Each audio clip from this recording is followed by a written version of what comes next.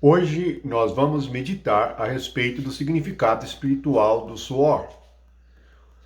Recordando, o suor é resultado do esforço da carne, o esforço do nosso corpo. A luta e a fadiga física nos leva a suar. Vamos ver a origem desta situação e o seu significado espiritual.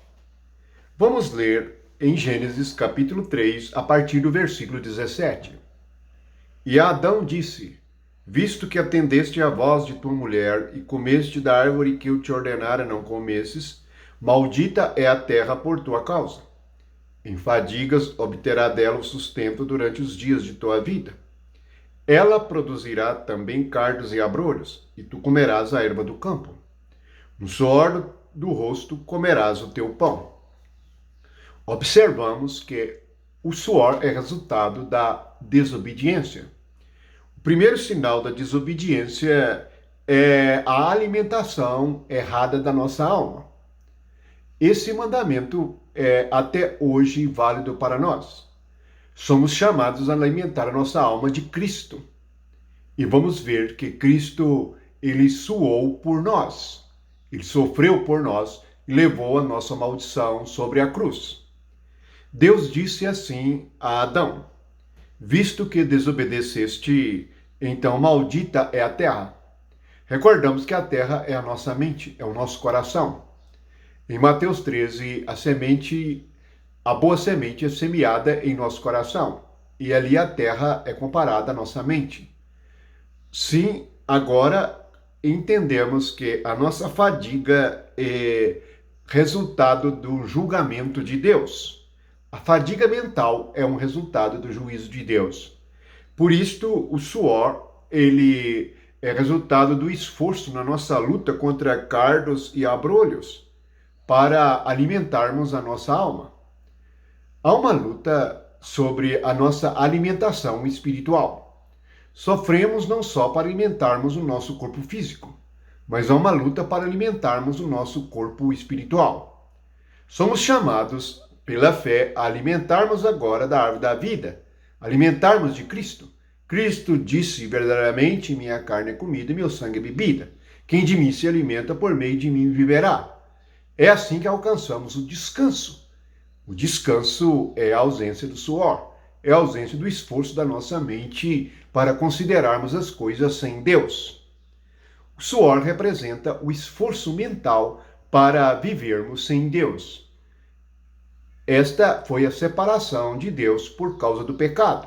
Esta foi a nossa morte espiritual. Portanto, o suor do rosto simboliza o nosso esforço para viver sem Deus. Quando Jesus veio, ele é o nosso sábado. Entramos no descanso, isto é, no repouso. E repousando, nós não vamos suar, isto é, não vamos nos esforçar para fazer as coisas.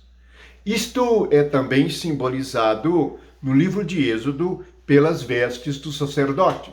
Lembra que nós todos somos sacerdotes do Senhor em Cristo Jesus. Assim, a veste do sacerdote, no versículo 39, é descrita da seguinte maneira: tecerás quadriculada a túnica de linho fino, e farás uma mitra de linho fino. No versículo 42 do capítulo 28 de Êxodo diz: faz-lhe também calções de linho, para cobrirem a pele nua, e não da cintura às coxas. O linho é um tipo de veste que refresca, é uma veste que ela minimiza o problema do suor, pois traz refrigério sobre a pele. Isto simboliza que no serviço espiritual não deve haver suor, isto é, não deve haver esforço do homem, não deve haver esforço da nossa carne. Observe que na maioria das igrejas que agem segundo a carne, tudo é feito com esforço. Os crentes que ainda não compreenderam o significado da cruz e do descanso em Cristo ainda se esforçam para agradar a Deus. Tudo é trabalho segundo a carne. Tudo produz suor. Este não é o trabalho espiritual. Pela nova vida em Cristo, não nos esforçamos. Simplesmente temos a vida do Senhor. Observe agora o que Jesus sentiu e por que ele suou desta maneira. No Evangelho de Lucas, no capítulo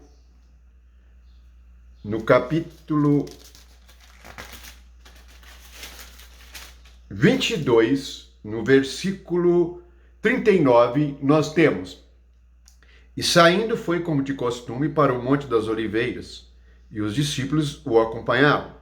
Chegando ao lugar escolhido, Jesus lhe disse: Orai para que não entreis em tentação. Observe que ali no Éden, Adão foi tentado e vencido. Aqui, Jesus fala da tentação de não ir à cruz, de não obedecer a Deus. Ele diz que devemos orar para não entrarmos em tentação. Qual tentação? De vivermos sem Deus. Versículo 41. Ele, por sua vez, se afastou a cerca de um tiro de pedra e de joelhos orava, dizendo: Pai, se queres, passa de mim este cálice. Contudo, não se faça a minha vontade, e sim a sua.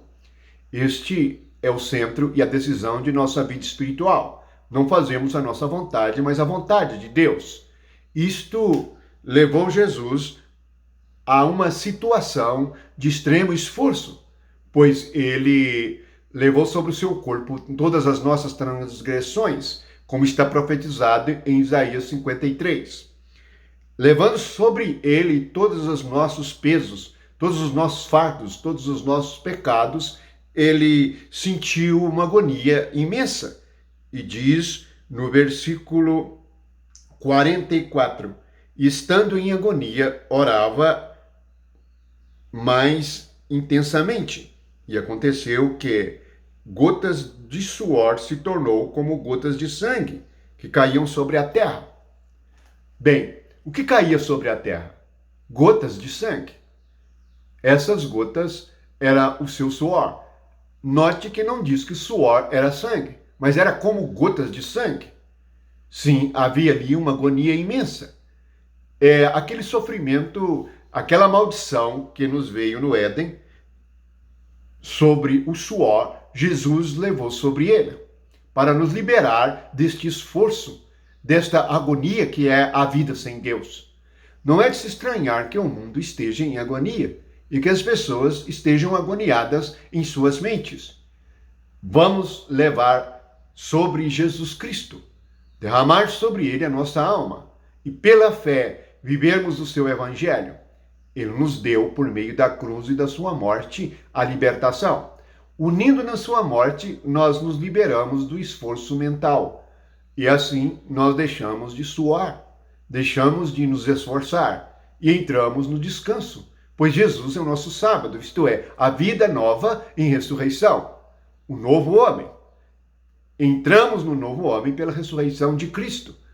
Assim, somos libertos de uma vida carnal, cheia de esforço inútil, que nos leva a suar sempre. Damos graças a Jesus Cristo e descansamos no Senhor por causa desta obra gloriosa. Que o amor de Deus esteja derramado sobre o seu coração e que todos nós possamos compreender o significado espiritual da gloriosa obra de Cristo, revelada nas Escrituras e trazida por meio da boa nova, da salvação, por meio da obra de Jesus Cristo, que é trazer-nos o refrigério. O refrigério, como está escrito em Atos, veio o tempo do refrigério. Isto é, veio o tempo do descanso em Cristo Jesus. Amém.